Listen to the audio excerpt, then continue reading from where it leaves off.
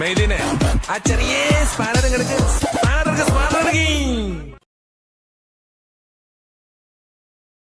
നമുക്ക് വേറൊരു guest star candidate vote പിടിച്ചോണ്ടിരിക്കുകയാണ്. സൂപ്പർ. ഇതിന്റെ ഒരു കുറവേ പൂനെയിലുണ്ടായിരുന്നുള്ളൂ. പൊതുവെ അഖിലിന്റെ ഒരു കോൺഫിഡൻസ് എന്ന് പറഞ്ഞാൽ അഖിലിന് ആളുകൾക്ക് ഇഷ്ടമാണ് അല്ലെ, ഇത്രയേറെ വോട്ട് കിട്ടിയിട്ടുണ്ട്.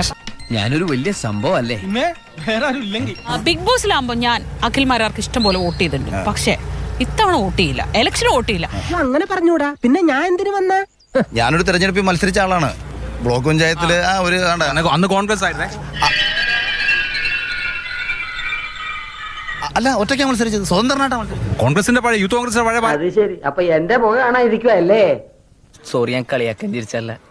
സാരില്ല, ഇത് കേൾക്കുന്ന എല്ലാവരും ചിരിക്കാറുണ്ട് ആണല്ലേ. മമ്മൂട്ടി നരസിംഹത്തിൽ പറഞ്ഞില്ലേ, മാരാരിരിക്കുന്ന തട്ട് താണു തന്നെ ഇരിക്കും. അങ്ങനെ താണിരിക്കാൻ വേണ്ടി ആ ഡയലോഗ് പിന്നീട് എനിക്ക് വേണ്ടി കാക്കപ്പെട്ടതുപോലെ മാറി.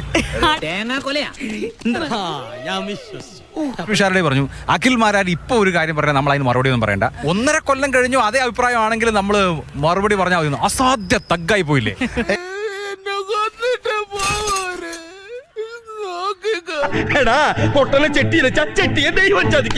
ഏയ്, അതൊരു തഗ്ഗൊന്നുമല്ല.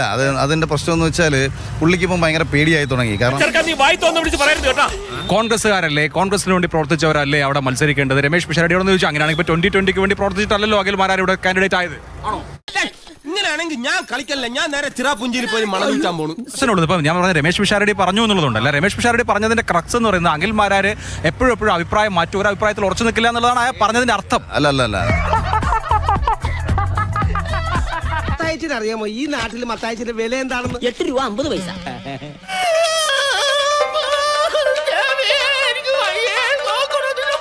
ഇവിടെ ജനങ്ങൾ ഏതോ ഒരു ഫ്ലാറ്റിന്റെ കോണിൽ നിന്ന് ഈ നിമിഷവും ഒരു 4-5 പേർ ഇരുന്ന് രാവിലെ ചായ കുടിച്ചുകൊണ്ട് സംസാരിക്കുന്നു. 4 പേര് സംസാരിക്കുന്നുണ്ട്. ആ അഖിൽ കൊള്ളാമല്ലോ, ആ പയ്യന് നമുക്കൊരു വോട്ട് കൊടുക്കാം. വല്ലാത്ത തലവേദന, ഞാനൊന്ന് കിടക്കട്ടെ. ഇത്രയും ഞാൻ പ്രതീക്ഷിച്ചില്ല. എന്റെ തൊലി ഉരിച്ചു കളഞ്ഞല്ലേ. തൽക്കാലം ഇത്രയും മതി. വരട്ടെ.